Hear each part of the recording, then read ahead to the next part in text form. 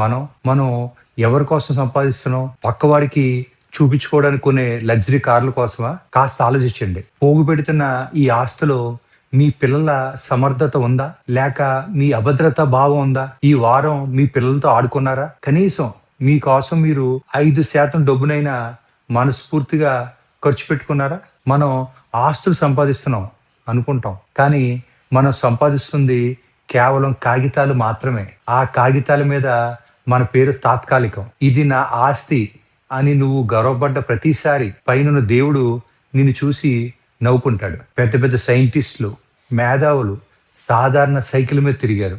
గుర్తుంచుకోండి. ఐశ్వర్యవంతుడు అవ్వడం తప్పు కాదు. కానీ కేవలం డబ్బుతోనే ఐశ్వర్యం వస్తుందనుకోవడం పెద్ద తప్పు. జీవితాన్ని మీరు కంట్రోల్ చేయండి. లేదంటే జీవితం మిమ్మల్ని కంట్రోల్ చేస్తుంది. చిట్ట చివరికి మనతో మిగిలేది మనం పొందిన తృప్తి, పంచుకున్న ప్రేమ, అనుభవించిన శాంతి మాత్రమే. దురదృష్టం ఏమిటంటే ఈ మూడింటిని మీరు డబ్బుతో కొనలేరు. ఈ క్షణమే మీ వాళ్ళకు కాస్త సమయం ఇవ్వండి. హాయిగా నవ్వండి. ఎందుకంటే శ్వాస ఆగిపోయాక వెనక్కి తిరిగి చూసుకుంటే బతికాము అని గుర్తుండాలి, కానీ దాచాము అని లెక్కలు కాదు. మీకు ఈ మాటలు నిజమనిపిస్తే కనీసం